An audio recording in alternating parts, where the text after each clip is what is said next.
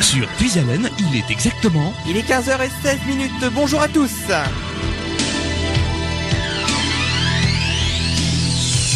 Et vous nous écoutez sur le 92.5, le 99.1 et le 100.9 et également sur internet avec radiopuisalène.fr. Nous retrouvons tout de suite Alexandre dans la salle d'interview. Bonjour Alexandre. Bonjour Nicolas et bonjour à tous les auditeurs de Radio Puisalène. Alors aujourd'hui, on va parler des virades de l'espoir.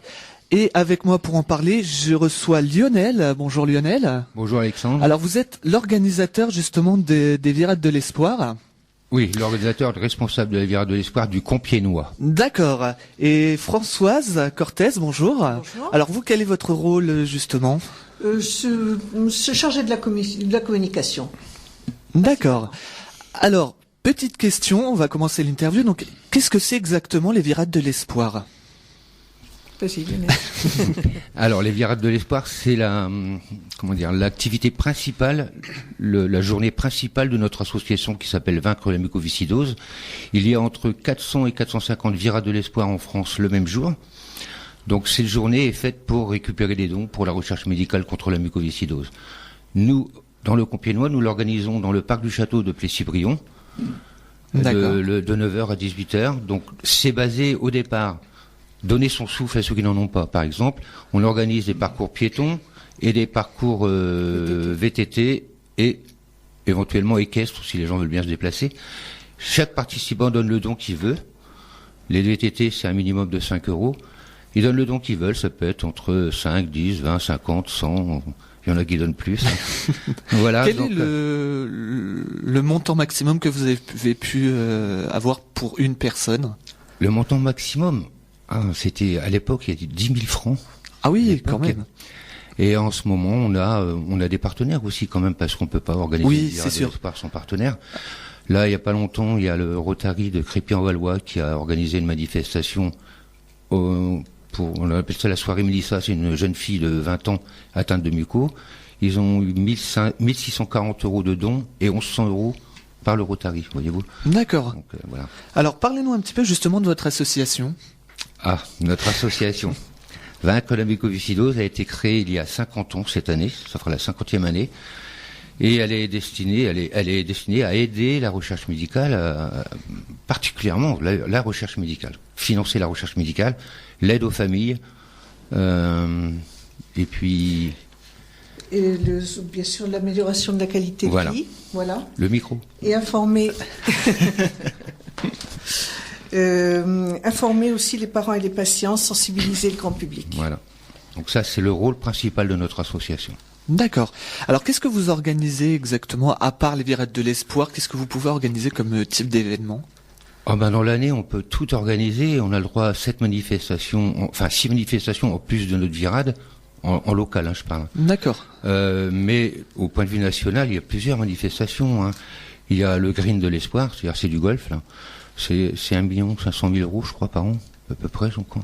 Et puis il y a d'autres manifestations, moi je connais pas tout, parce que moi c'est surtout sur le local qu'on se bat. Donc voilà. Et notre virade de l'espoir, donc il n'y a pas que les parcours, il y a aussi, on va dire que c'est comme une fête... Une fête communale. C'est comme une fête communale, il y a des baptêmes en calèche, il y a des baptêmes à poney, à cheval, il y a de la barbe à papa, il y a des crêpes, il y a la pêche au canard, il y a la pêche tout court pour des lots, il y a... restauration. La tombola. De restauration, il y a une grande tombola. Alors, il y a une question que les auditeurs se posent peut-être. Qu'est-ce que c'est exactement la mucoviscidose? Bonne question. Alors, la mucoviscidose, c'est une maladie génétique. D'accord? Pour qu'un enfant soit atteint de mucoviscidose, il faut que les 2 parents soient porteurs sains. Ou pas sains, mais parce qu'il faut savoir qu'en France, il y a 2 millions de personnes qui sont porteurs du gène de la mucoviscidose sans le savoir. Alors si une personne porteur du gène sain rencontre une autre personne qui n'est pas porteur, il n'y a pas beaucoup de risques, il n'y a même pas de risque. Et après, est-ce qu'il y a des moyens aussi des maladies comme le cancer, est-ce qu'il y a des moyens de dépistage? Oui, ça a été même créé par notre association et financé par notre association au départ. D'accord. Voilà. Mais maintenant, si dans une famille il n'y a pas eu de cas décelés, les gens qui sont nés porteurs sains, ils ne le sauront jamais, quoi. D'accord. Alors, comment on peut faire pour adhérer à l'association Vaincre la mucoviscidose ? Soit on m'appelle, soit on va sur le site vaincrelamucoviscidose.org, et puis là, tout est marqué sur Internet. Vous avez toutes les virades qui existent en France, dans le cas présent, et puis d'autres informations également. Alors, les dons que vous récoltez, qu'est-ce que ça permet de faire exactement ? Oh là là. Nous, de toute façon, tout l'argent que l'on récupère, on le reverse directement au siège, intégralement. Intégralement, je dis bien intégralement. D'accord. On a des partenaires qui nous aident pour acheter la boisson, pour acheter tout ce qui fait pour la restauration. Il faut savoir que sur une journée comme ça, on fait entre 600 et 800 repas quand même. Ah oui, c'est énorme. C'est énorme, oui. Donc, je me rappelle plus votre question, Alexandre. Donc, on demandait en fait, dès que vous recevez l'argent, à quoi ça peut servir pour vaincre la mucoviscidose en fait. Quelles sont les actions qu'on peut mener avec les dons que vous collectez? Je vais vous donner quelques exemples. Par exemple, pour 40 € de dons, c'est une prise en charge d'un mois de mutuelle pour un patient en difficulté. Pour 100 €, ça permet le financement d'un kit de matériel respiratoire pédiatrique. 300 €, c'est 3 jours de présence d'une infirmière dans un centre de soins. Ouais, c'est des exemples comme ça. Mais après, il faut pas oublier la recherche médicale quand même avant tout. Oui. Hein. Donc la recherche médicale, ça doit être 50% du budget de notre association en gros. Mais après, il faut pas oublier les familles quand même. Hein. Oui. Voilà, je pense que ça peut vous éclaircir. Oui. Alors exactement aussi, comment vous faites, comment vous démarchez vos partenaires? Alors, ça c'est, en fait, on envoie des courriers, on envoie des dossiers partenaires. Mais bon, je vais pas vous cacher que c'est beaucoup par copinerie quand même, hein, parce qu'il faut pas rêver, un partenaire. Si vous avez une secrétaire qui vous barre la route, on n'y arrive pas, quoi. Si on connaît quelqu'un qui connaît quelqu'un qui connaît quelqu'un, on finit toujours par arriver à voir cette personne.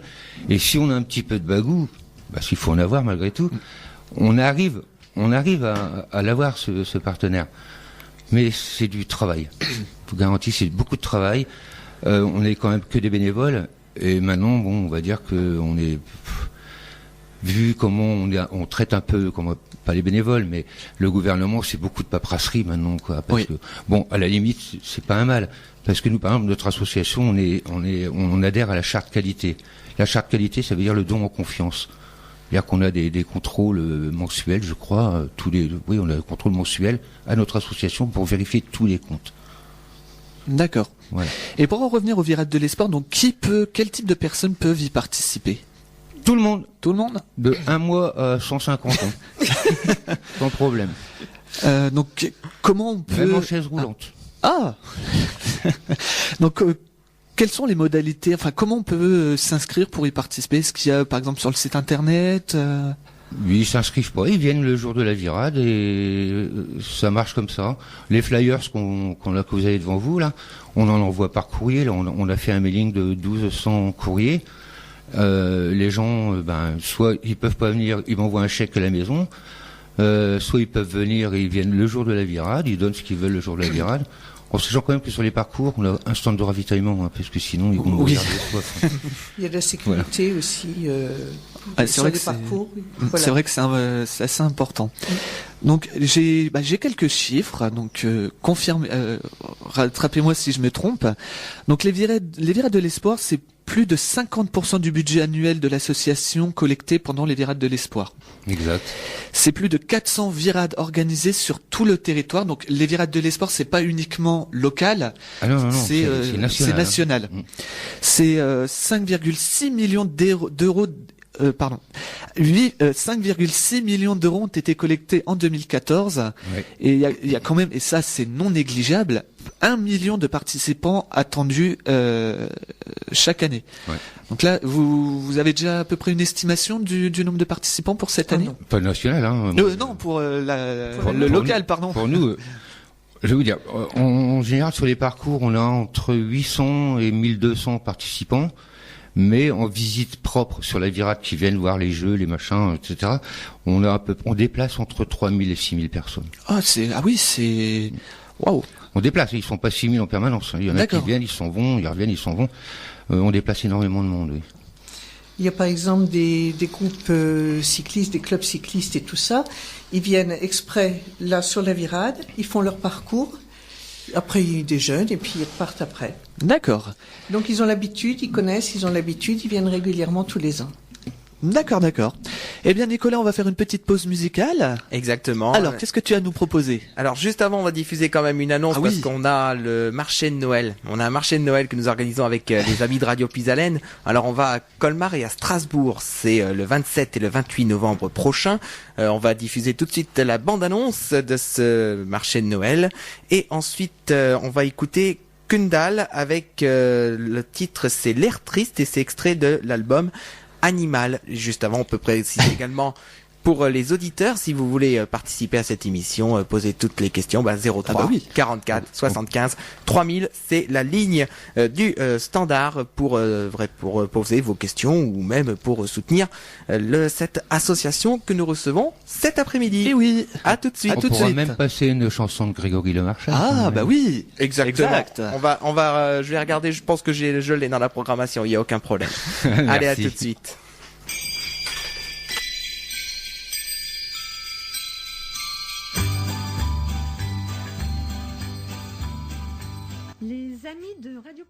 Nous accueillons aujourd'hui dans le rendez-vous des associations les Virades de l'Espoir qui seront au Plessis-Brion le 27 septembre. On retrouve tout de suite Alexandre dans la salle d'interview. Et nous sommes de retour sur Radio Puisalène sur le 92.5, le 99.1 et le 100.9 ou sur radiopuisalène.com.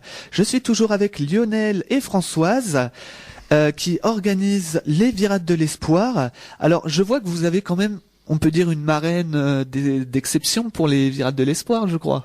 Ah oui, oui, là nous avons une marraine d'exception. C'est Élodie Gossoin qui nous a... Moi je l'ai eu au téléphone, elle est super gentille. Elle nous a donné une photo qu'on peut faire paraître sur nos affiches, nos flyers et dans les journaux. Elle sera présente le dimanche après-midi.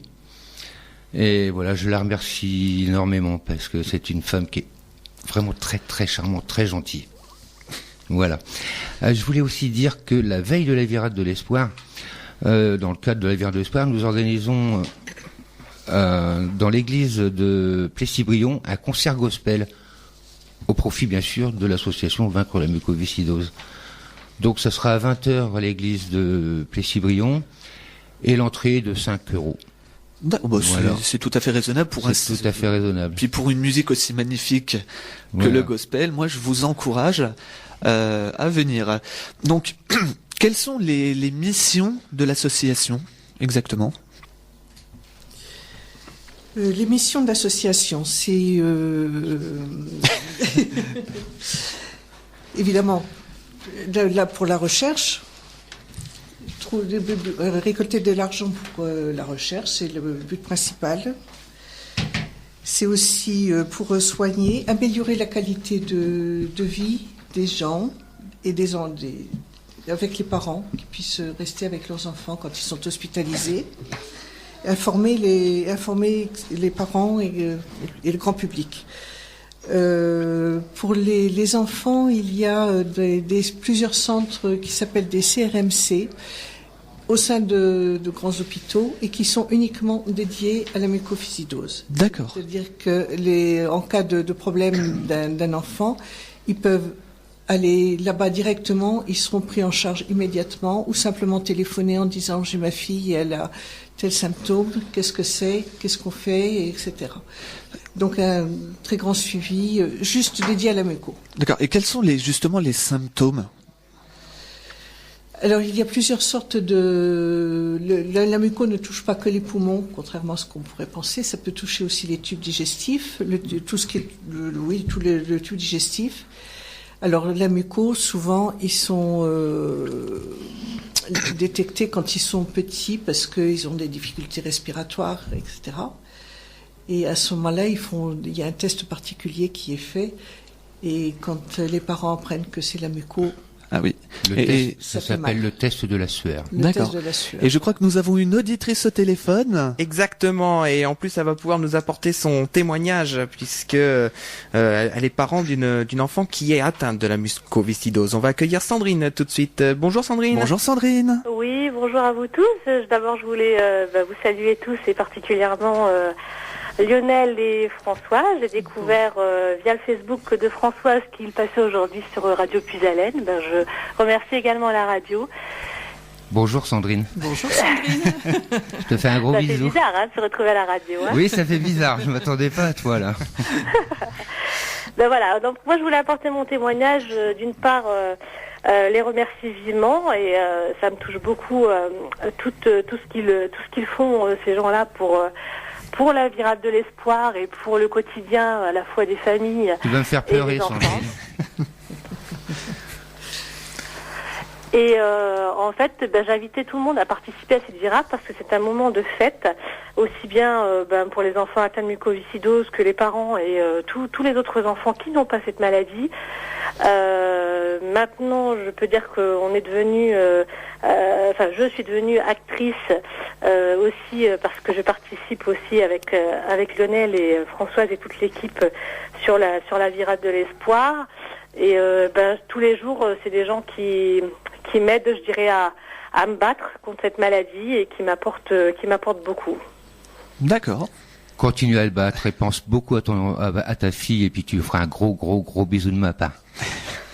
Il n'y a pas de souci, ce sera transmis et puis on perd pas espoir parce que je vois rien que pour ma fille, il est vrai que la recherche avance beaucoup, c'est le moment de mettre le coup de collier, je pourrais dire, parce qu'en fait rien que pour ma fille, on est sur le point, on a trouvé peut-être un médicament qui peut l'aider, on va dire à se sentir mieux, à avoir une capacité pulmonaire plus développée et je pense qu'on est plus loin de trouver des choses qui peuvent améliorer toute cette maladie et il faut continuer, il faut nous aider et il faut venir.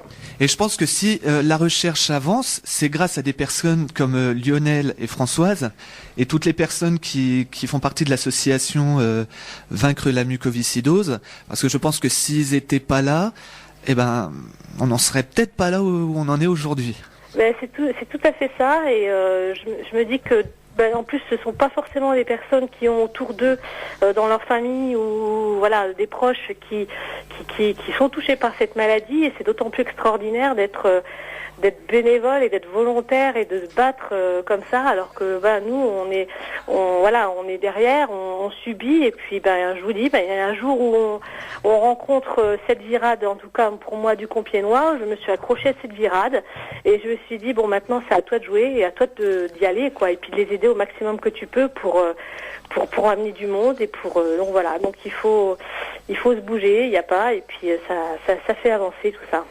Et tu te débrouilles pas mal, Sandrine. Je vais parler un peu de ton stand parce que Sandrine, elle fait avec une autre amie, un autre couple d'amis qui ont un enfant aussi à Calamuco.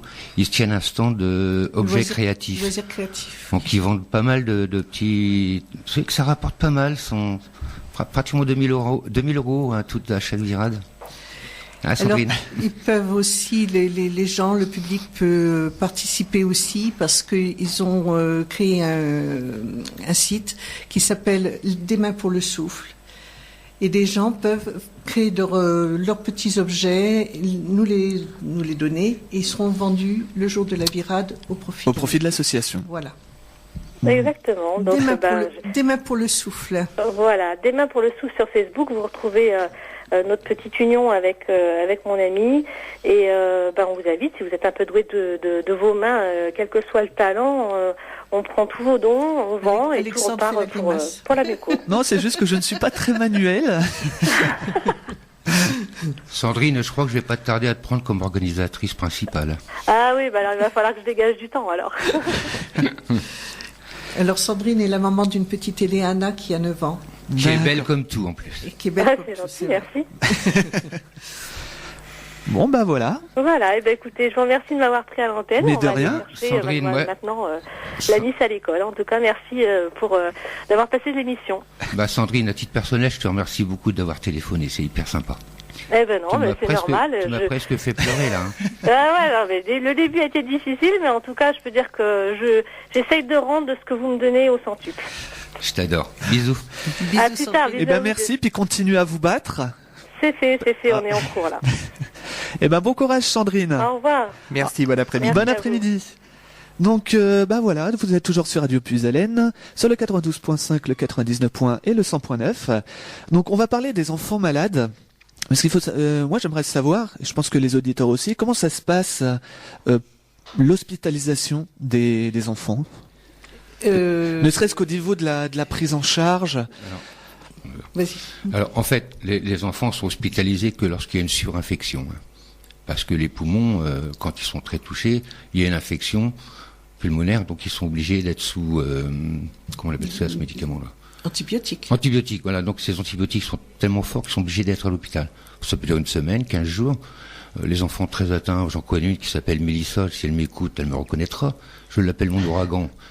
Elle est pas toujours très sérieuse dans sa prise de médicaments, mais quand elle se retrouve à l'hôpital, elle redevient un peu plus sérieuse. Mais il faut absolument qu'ils prennent leurs médicaments. Je les encourage tous à prendre leurs médicaments, c'est important. Et leurs séances de kinésithérapie aussi. Que c'est 2 séances de kiné par jour. Kiné respiratoire. Hein.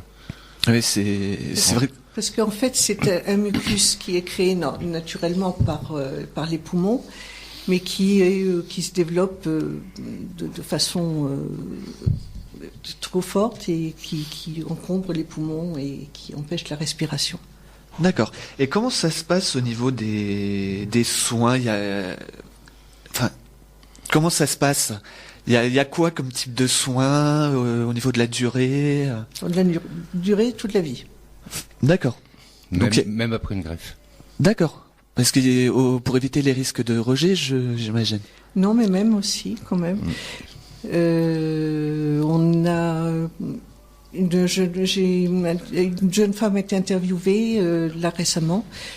Elle a 37 ans, elle a subi une greffe du poumon et actuellement encore, elle prend 40 cachets par jour. Oh là là, c'est énorme, c'est énorme.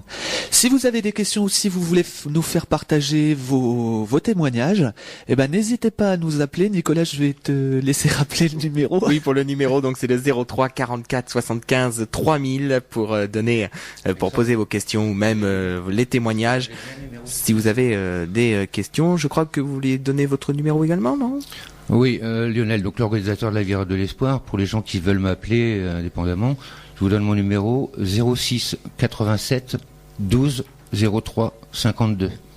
Merci d'avance à ceux qui veulent m'appeler pour venir à la Virade de l'Espoir dimanche 27. Eh ben surtout, n'hésitez pas parce que c'est vraiment, enfin moi c'est ce que je trouve, c'est vraiment quelque chose d'important.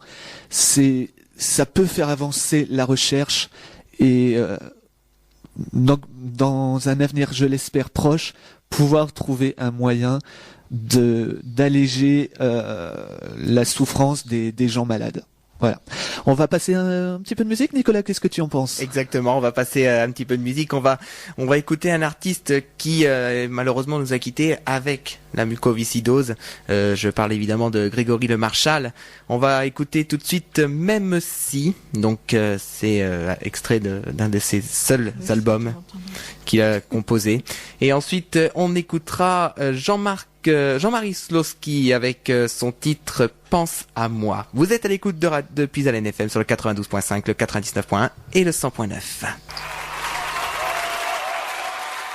15h57, vous nous écoutez sur le 92.5, le 99.1 et le 100.9, également sur internet avec radiopuisalène.fr. Nous retrouvons tout de suite Alexandre dans la salle d'interview. Et oui, nous sommes toujours avec Lionel et Françoise. N'hésitez pas à nous contacter si, vous avez des questions à poser, si vous voulez faire partager vos expériences. Je te laisse rappeler le numéro. Oui, le 03 44 75 3000 pour le standard de Radio Puisalène. Alors, Françoise, je voulais vous demander comment ça se passe pour les enfants scolarisés. Alors, les enfants sont scolarisés normalement, je dirais. Mais pour un enfant normal qui aurait une petite infection, ça ne dure pas très longtemps, tandis que là, ça tourne très rapidement à la surinfection, qui nécessite d'être un traitement lourd, voire d'être hospitalisés. Donc souvent leur scolarité est un petit peu en dents de scie parce que il faut arrêter, il faut aller à l'hôpital, il faut se faire soigner et ce sont des soins très lourds entre la kiné, ils ont des antibiotiques, mais ils ont des protocoles bien particuliers et c'est très très lourd. Ah. Mais ils sont en général très courageux, ils sont très volontaires pour arriver à faire leurs études. Je voudrais rajouter quelque chose. Le jour de la virade, on aura quelqu'un de très important aussi sur notre virade de l'espoir. J'ai oublié d'en parler. Elle s'appelle Paola De Carli. Et Paola De Carli, c'est qui? C'est notre directrice scientifique du siège. Donc elle pourra répondre à toutes les questions que les gens pourront lui poser le jour de la virade. Elle sera là toute la journée. Elle pourra répondre à toutes les questions qui concernent la mucoviscidose, la recherche médicale, etc., etc. D'accord.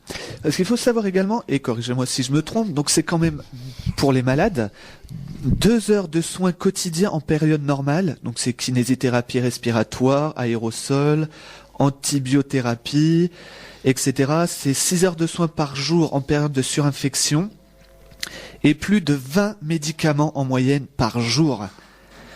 Et c'est ça. Ah, beaucoup plus de 20%. Ça peut monter jusqu'à 40 médicaments par jour.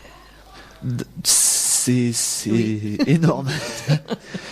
Oui. Donc, comme Françoise vous disiez tout à l'heure, c'est quand même plus de 2 millions de personnes sont porteuses saines du gène de la mucoviscidose. Sans le savoir. Sans le savoir? D'accord. Et tous les 3 jours, un enfant naît atteint de mucoviscidose. Et 7000 patients au total. C'est énorme, quoi. Il y a pas de descriptif de mots assez forts pour exprimer à quel point voilà, Alors les enfants qui sont atteints des poumons, les docteurs, tout ça les incite à faire beaucoup de sport justement pour augmenter la capacité pulmonaire. D'accord, parce que moi j'ai toujours pensé que justement les personnes atteintes de mucoviscidose ne devaient pas faire de... Dans la mesure du possible, il faut qu'ils en fassent beaucoup. À leur rythme, bien sûr. Oui. Pas non plus faire les championnats du monde quand même. Oui. Et est-ce que au niveau des activités justement sportives pour les enfants scolarisés, est-ce qu'il y a des interdits ou des choses qu'ils n'ont pas le droit de faire par rapport à un enfant, enfin, je n'aime pas employer ce mot-là, mais normal? L'institutrice est prévenue forcément, bien sûr, et ils ont, je crois, des protocoles aussi avec les écoles. Oui, mais la question, c'est s'il y a un interdit. Il n'y a aucun interdit pour un enfant. Non, parce qu'en fait, c'est pas contagieux. Même si un enfant tousse, c'est une maladie génétique, donc ce n'est pas contagieux. D'accord. Et donc, justement, comment les gens qui veulent s'investir dans l'association, comment justement ils peuvent comment ils peuvent faire? Soit ils m'appellent. Ah oui, d'accord. Soit ils appellent le siège, ou alors ils vont directement sur le site internet vaincrelamuco.org. Voilà. D'accord. Donc alors sur mes fiches, je vois qu'il y a des avantages fiscaux justement. Alors oui. Bien. Donc quels sont justement ces avantages Alors pour un don, c'est 60% d'impôts en moins. D'accord. Voilà. C'est quelqu'un qui donne par exemple 100 €. En réalité, il donne 40 € parce qu'il aura 60% déductible de ses impôts. Et pour une entreprise, c'est 66%. D'accord. C'est quand même... Oui, c'est éventuellement du partenariat. Oui. Et ça, il faudrait que les gens le comprennent vite, parce qu'ils n'ont pas toujours la conscience. Avec les entreprises, les partenaires, on fait maintenant des factures pro forma. C'est-à-dire que la personne qui nous aide dans quelques conditions que ce soit, prêt de matériel ou etc. Il nous fait, par exemple, on a des jeux gonflables. Bon, il nous fait une facture une facture hors taxe, comme si on payait. En fait, on ne paye pas. De cette facture, il pourra déduire 66% sur ses impôts. D'accord, c'est déjà fortement intéressant. N'est-ce pas, Nico? Ah oui. C'est bien, Effectivement. Est-ce que je peux reparler un petit peu des... Parce que je crois qu'on a pu pour très longtemps, là. Reparler des allez-y, activités qu'on a ce jour-là. Bien sûr. Alors, en plus des marches on a déjà parlé, des marches piétons, etc. Je voudrais rappeler qu'on a des jeux pour tout le monde, hein. On a des balades à poney, à cheval et en calèche. On a un lâcher de ballon. On a des jeux gonflables pour les enfants. Il y en a 3, dont un qui fait 17 mètres sur 5 de haut, là. On a une démonstration de danse country. On a une démonstration de zumba. On a de vente de crêpes. On a les loisirs créatifs. On a parlé tout à l'heure avec Sandrine. On a deux énormes restaurations. On a une tombola. Il y a 2 tombolas. Il y a une tombola petit lot, une tombola gros lot le soir. Je voudrais rappeler quand même que tous ces lots nous sont offerts, hein, quand même. On les achète pas, hein. Il y a encore des trucs, mais c'est plus. Il y a la pêche au canard, il y a la pêche aussi pour les petits lots, là, dans la sûre, etc., etc. Il doit encore y avoir plein de trucs que j'oublie, hein. Oui, il y a beaucoup de choses. Oui. Donc, n'hésitez pas à venir. Moi, je vous le conseille parce que c'est vrai que on a toujours tendance pour ce genre de maladie de se dire ah oui, ça n'arrive qu'aux autres. Au moment où ça nous tombe dessus, on est bien content quand ça nous arrive qu'il y ait des gens qui donnent, qui soutiennent. Voilà, c'est ça. Rappelez que c'est dimanche de 9h, on ouvre à partir de 9h jusqu'à après 18h. Donc c'est le dimanche 27 septembre 2015 de 9h à 18h au parc du château du Plessis-Brion. Le concert gospel, c'est la veille au soir, le samedi 26, dans l'église du Plessis-Brion. À 20h. À 20h. D'accord. Donc, moi j'ai envie de...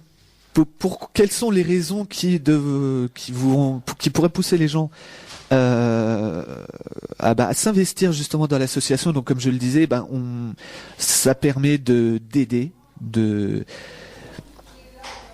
faire connaître les activités de l'association. Après, au niveau, tout le monde peut faire de la publicité, comme nous on le fait là pour les événements que vous organisez, le bouche à oreille. Alors, pour s'investir, déjà il faut avoir un cœur. Oui. Et un peu de temps libre aussi, pour libérer un peu l'organisateur. Serait-ce un appel à candidature? Un appel à candidature. Parce que c'est énormément de travail. L'année dernière, par exemple, le lundi, nous n'étions plus que 5 le lundi pour tout démonter. On en a bavé beaucoup, hein. Donc cette année, on est un peu plus nombreux et c'est mieux. Alors, je voudrais pas faire la posée de la ville de Plessis-Brion, mais dans cette ville, on est énormément aidé par le maire et par les employés municipaux. Un grand merci à Plessis-Brion. D'accord. Et un grand merci aussi au Châtelain. Un grand merci au Châtelain qui nous prête son parc gracieusement, quoi. Donc on paye rien. Donc merci à tout le monde. Eh bien voilà. Eh bien c'est tout pour aujourd'hui. Lionel et François, je vous remercie du fond du cœur. Donc on peut rappeler donc les Virades de l'Espoir. C'est donc le dimanche 27 septembre 2015 au Plessis-Brion, au parc du Château. Il y a également un concert de gospel le 26 septembre à 20h du groupe Vocali. Donc c'est l'entrée 5 € au profit de l'association donc Vaincre la mucoviscidose à l'église du Plessis-Brion. Restauration sur place. Si vous avez besoin de renseignements, eh bien n'hésitez pas à contacter le 06 21 69 85 69, le 06 21 69 85 69 ou le 06 87 12 03 52. Le 06 87 12 03 52. Si vous ne savez pas quoi faire, eh bien à ce moment-là, eh bien n'hésitez pas à venir. Eh bien, Nico, quel sera le programme de ce week-end? Eh ben le programme va reprendre. Là, on va repartir sur Athéna, sur notre programmation automatique. Ensuite, à 21h, vous retrouverez Hervé avec Puisalène Trans pour bien démarrer ce week-end avec de la musique qui bouge. Poum, poum, poum, poum. Ah oui, de 21h à minuit. Oui. Moi, je voudrais dire merci Alexandre, merci à Puisalène et merci à tout le monde, à tous les bénévoles de Puisalène, puisqu'ils sont bénévoles aussi. Et oui, exactement. Donc, vous connaissez, hein. Voilà, merci beaucoup. Voilà, donc voilà, là pour revendre pour aujourd'hui, c'est Hervé à partir de 21h. Samedi, on te retrouvera Alexandre. Et oui, pour Geek Attitude, de midi à 14h. Exactement, midi 14h pour donc Geek Attitude avec Alexandre. À 14h30, on aura une interview demain encore avec Mado et Jérôme qui intervieweront Didier Nel, donc ce sera à partir de 14h30. Et ensuite, on aura Charles qui sera présent de 17h jusqu'à 23h pour Génération Puisalène. Et oui. Et le petit bal derrière. Donc voilà le programme. Et puis dimanche matin, nous retrouverons Martial, 8h-10h avec Réveil Musette. Et ensuite, les dédicaces. Eh ben, merci beaucoup. Merci Alexandre. Merci à toi Nico. Merci à Lionel et Françoise. Bon après-midi à tous et restez à l'écoute de Radio Puisalène sur le 92.5, le 99.1 et le 100.9. Et on va se quitter avec Grégory Le Marchal, écrit l'histoire. Merci de nous avoir suivis. Bon après-midi sur les ondes de Radio Puisalène.